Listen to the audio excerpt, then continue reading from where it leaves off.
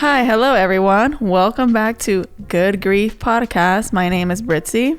And my name is Alfredo. And we have two interesting things to get to before we jump into today's episode. Yes. This is part 2 of We're Not Really Strangers, Couples Edition. But if you're wondering where we are located, we're still at home. We're still in our own studio. But we decided... I think at the time you guys watch this, we'll probably be done with this setup, but we are in the AB Films studio side. This is our spring and... Designed by Britt. Yes, and Fredo. Come on, tell them the story. Fredo dropped the wallet, if you know what I mean. We both dropped the wallet. No, but this is our spring/summer setup for like couples maternity sessions. Give yourself credit. Yes, I designed it. I had a little bit of inspo from Pinterest. Yes. Run. Yeah, we just got up and we're like, you want to go to Hobby Lobby? And we did. We had a budget, you guys. We didn't know how expensive florals were going to be. First of all, how much do you guys think all of this costs? Yeah, drop down real quick in the comments. Before we tell y'all. I could already see like 200s. Well, 100s. Our budget was... Okay, ideally, we truly thought 200. But our 400 budget... was like, we're okay with going to 400. Yeah, that was our budget, ideally 400. But we truly thought, because they had 40% off. 40% off. So we were like, we're going to get a great deal. It's going to be only $200, right? Granted, we did get like a vase and then like the foam things you stick the flowers on. And lots of sheets. Oh, yeah, we got, I forgot about that. Sheets down here, sheets up here. We doubled layered it. Anyways. We didn't want to settle. Yes, we wanted this to be excellent. We wanted you to see this and be like, that's AB Films. Exactly. The quality. And we wanted to give, our clients good experience. And I feel like we're going to do that. We haven't started yet, but this week, our first ones, yeah. No, I mean, it's not even ones. A first of many are going to be this week. Oh, absolutely. But I'm excited. This is AB Film Studio. We're excited. This is not the final destination of how we want to, produce more backdrops for clients and stuff. Mm-hmm. But hopefully in the future, we will have a official studio space. Yes, and very soon we're gonna start doing fundraisers. Yes, so for you our guys studio. Want to help support the studio side. We want to have an official podcast setup as well. Yeah, but Good Grief. We officially have the name, and I think that's worth to talk about. Yeah, how we even came up with the name and what direction are we taking? Right. I mean, I think that was one of the first of many names that we could just kind of blurt it out. We just kept thinking like grieving good. No, grief. We wanted something very short and simple, catching, and to tell you what we are mostly going to talk about, right? Right. And I feel like, and I don't mind still doing vlogs here and there. Yeah. Because I think we should still have fun. Yes. I'm 27. Britzy's 25. By the time you guys watch this, it'll definitely be our birthdays by now. But yeah. Anyhow, what was I saying? Good Grief. No, but what did I just say right The now? name. We want to still to have fun, like the vlogs. Yeah, like we still want to do vlogs here and there, but I feel like it's really been instilled in our hearts that there is a lot of hurting people. Mental health is definitely very serious to us. Right. And the disability community we take it very, very strategic just because we walk the walk. The walk, yeah. Our hearts are just, I feel like in the season we're at right now, we're still in transition, but there's so much that we can help. Yes, exactly. And just on our experience. And Good Grief, sometimes that's all left to say. Yeah, literally. Like sometimes I'm like, good grief. Like, jeez. Good grief. And grief is not always bad. Right. Yeah, because I feel like, people who may not have experienced grief firsthand. Because we all experience it. Yeah, in different extents, right?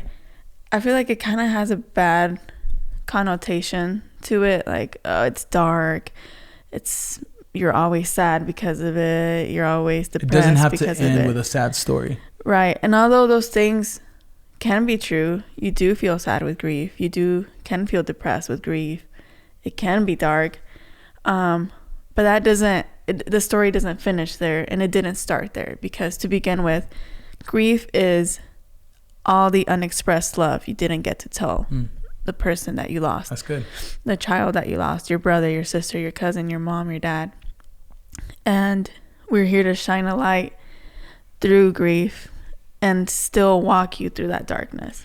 And through grief, that's my phone ringing. I'll answer that in a bit. But through grief, outside of, I can't even focus, but I'm going to do my best. Outside of grief, or it's not just grief, the center of it. Like, there's so much around it. Yes. Our marriage problems, not even just problems, but just our marriage in general, our relationship with God. Yes.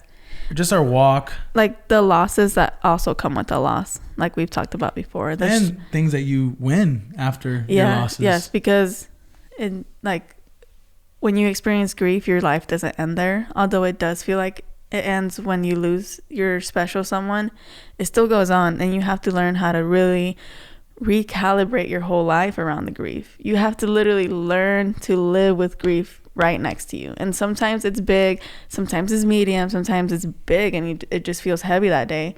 And we really wanted to overall say that the good can still outweigh the bad in grief. And if you've paid attention to my creativity side, the logo itself, the reason why I bolded the grief, yeah, the word grief is because sometimes it feels bigger than our good. But if you pay attention to the logo, the good is always going to be on top of how big your grief is. And we're a young couple. We're 6 years into marriage. We don't have all the answers. We're not here trying to sound like we know it all about grief. We're not professionals. We're not therapists. We're not therapists. We're not counseling. We're just here speaking about our own life experiences, but we want to do it in a way where we don't want to stay in it.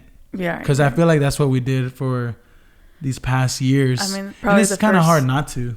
Yeah, because I don't know. It could get really dark because you kind of have no choice to go into grief. And we didn't have a lot of reasons why we made a lot of these videos is because we didn't have someone to talk to at the certain times, or sometimes it felt like we didn't. There you go. That sounds better. It felt like we didn't because we felt like no one understood us to that extent of, But you do experience isolation and grief. Yeah, I think that's very normal. That's one of the things you have to go through. Yes, it can be very isolating. You don't have to go through. No, but I think a lot of people do experience isolation and loneliness and grief. Right. No, and I want to be careful with our words. Like, again, we don't want to this is just our own experience. Like, we kind of did the isolation. We didn't have like a strong village. And I think that comes from... I think at one point we did. We had a good village. But like in our grief. Yeah. We didn't really... It got a little complex, and I feel like God had to walk us through a season of... Isolation, yeah. And I'm not mad about it. No. At least not anymore. Not anymore. I think we went through a season of hurt in that, but I feel like God has healed that in us, and he has showed us, like, I had to put y'all through that loneliness and isolation. Right. But no, we're here to, share our story, our experience, and hope that you could get some light out of it, some hope, and we're walking together, me and you, right. All of us here. We have questions for you guys as well, because we don't understand sometimes. Yeah. But there was one more thing. Yeah. Good Grief is the official name. Let us know what y'all think about it. And yeah, I just feel better because now we have direction. And before, yes, we were still making this type of content, but we wanted to give it a name just because I have OCD, so I have to have a name to it. Everything has to just make sense. And just a little bit more organized. Right. And like we're We're going to be streaming on Spotify. Yes, we're officially on Spotify. I'm pretty sure you guys know this by now. Yeah. Because all these videos that you guys are watching by now are older videos where we used to be mentally. I don't know where we're going to be at by the time you guys watch this. How far in advance? Maybe like a month or two. But I'm honestly, I'm excited. It's today. What are we talking about today? What are we doing? We're doing We're Not Really Strangers. Yes, let's jump into the questions. We want to make this a fun episode. We wanted to start out with all the... and real quick, I don't know if we said this. And not only we're going to talk about grief, like you say, we're going to talk about our marriage struggles, personal struggles, family struggles, and not just struggles, friendship struggles, and not only just struggles, but we're also going to talk about our wins in any aspect, our wins in our mental health, our wins in grief, our wins in overcoming things, you know? So this is a very safe space. That's good. No, that's perfect. And we're not here to stay in it no more. No. We're here to... I'm ready to... You guys understand the point. Yeah. No one really wants to stay in grief. No. No one desires to stay in it. No one's sitting here like, man, I just want to be sad all day. No one desires to feel anxiety. No one desires to feel depressed. No one desires to feel angry, to have questions, to feel hurt. No one desires that. But sadly, it's what comes with grief. But we'll dive more into that in other podcast episodes. But we're gonna go ahead and jump into the second part of We're Not Really Strangers couples edition. I think we should start off with the lighter ones like we did last video. Yeah, let's do lighter ones. And I'll go first. Okay. And we'll go from there. First question. What about me most intrigued you before we started dating? That's a good one. I feel like we asked that last time. Did we? Yeah. So let's take them out because we made the mistake of not taking them out last time. All right. We'll but just take I remember this one. Okay. I remember. You sure? That. Yeah. Oh, this is number 2. So let me we'll just kind of go in. Yeah. What warning would you give yourself about me at the start of a relationship? Oh, that's kind of... Wait. You don't want to answer that? That's for you, no? I answer it. The question? Yeah. Yeah. What warning would you give yourself? Dang. Honestly, I don't want you to be like, I need you to be honest because like, no, okay. For real, because like I don't want to. That's a deep question. It is. I didn't know we were gonna start like that. Dang, that was number 1. It's kind of making me reevaluate myself. Do you want to skip it? No. Sheesh, red flag. Yeah, I mean, I feel like we all have toxic traits. We do. Like I can have toxic traits for sure, and I already know what mine is off the top of the head. What is it? Well, I'll tell you mine first. Okay. So that way you feel more comfortable. Like, if you even feel like saying it. No. My toxic trait is el orgullo. The pride is very, very hard for me. I hate it. I don't like it. But that's not who I am. I don't define myself as pride or prideful. But I do become very prideful. Too much talking. Ray, what's your struggle? What's your habits? Or what was the question? Okay, what warning? No. Your habit. Oh, me? My toxic your toxic habit? There you go. My communication's not the best. Communication is important in marriage. It's very important. It's probably like the number 1 thing. And I feel like because I grew up as a quiet child, kind of like living in a home, walking on eggshells. I feel like that also comes from, the whole eggshell thing, but you grew up maybe thinking you didn't have a voice. Yeah, that's it. Because I'm kind of like the middle child when you think about it. And like, not with my siblings. I feel like my siblings, we still kind of don't communicate the best between us. Like, we can be very, okay, I'm not going to say anything about that type of thing, you know? But just kind of move on. Yeah, I think it's kind of how we grew up, but I try to be better all the time. What? Why are we laughing? I don't know. What was I was gonna say something though before that or after that. Should I answer your question? Are we not us asking our own questions? Answering. Wait, no. You just said before you answer that question. You just said about you guys or the reason why I may be great at communication is because I grew up having to over explain myself. Yeah, and I feel like your family is very outspoken too. outspoken, but feeling like anything I said growing up, sometimes it felt like, dang, no one believes me. Okay. So I had to really prove, like, no, I'm like. Okay, I can see that. Yeah.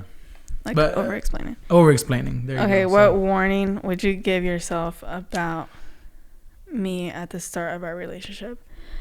It would probably be like the pride. It's not the worst. You've came along. You sugarcoating it. No, I think it would be that. No, but like if we're being honest, it's gotten really bad with grief. Yeah, or at least, not to give myself an excuse, but it elevated it a bit more, and that comes back in the flesh. You need to stay in the spirit, right? And that sometimes it's hard. Yeah, it would probably be that, because sometimes you can have a difficult time letting go of your pride. Would you still step in though, knowing that I had that? Or yeah. do you just like call it quits and be like, nah, that's too much? No, because those things are able to be worked through. You get me? Like my communication, like I could get better at that. I could work. Yeah, absolutely. Work through it. It should be mutual, but sometimes, as a man, we sometimes just talk the talk and I'm gonna work through it, but we don't. I mean, I think, yeah, for women too. I ain't trying to get all deep. Let's make this fun. It is deep though. That was a deep question. That was a heavy question. Okay, your turn. Me, on one. Yeah. That's a red one. I'd be scared of the red ones. What do I love that most people dislike? Wow. Okay. Britzy's very Brithzy. It's so weird. We don't call each other by our government name. Government name? We don't. We really don't. I either call him Babe, Fredo, Cool. Cool. Or I think that's it, right? Yeah, that's it. Yeah. Okay. Papi, Daddy. And just like, anyways, yeah, I think your gentleness with stuff, hanging stuff up. If there's someone gushing out blood, like you're there. Like you're not. I mean, not that gushing out blood. Like I'm not talking about like a life-threatening situation, right. But just someone got hurt. You're there, looking at it. You're patient. Like you're gentle with it. And a lot of people don't have that level of. I mean, you have a special patience around the chaos. Love that. Thank you. Next, too deep and corny. No, that was good. Okay, you go next. Pick a card. Las cartas. Stop. Like, it sounds dark.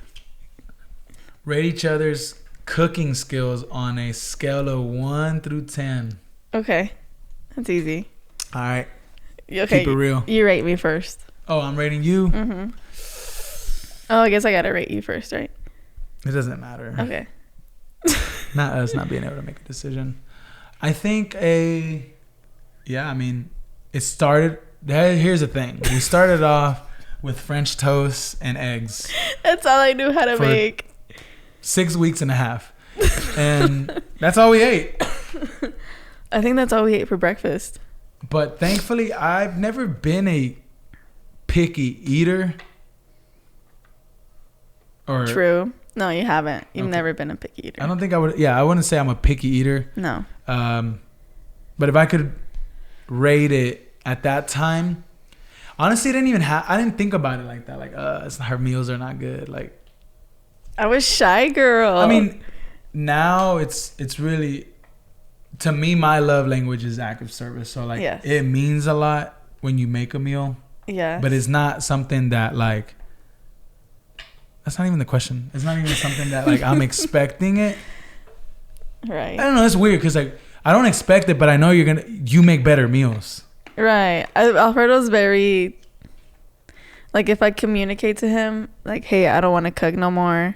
Yeah, like I'm gonna be understandable, yeah. But just like let's just talk about it. Like just tell me. Like I don't really feel like cooking. Yeah. Or don't cook.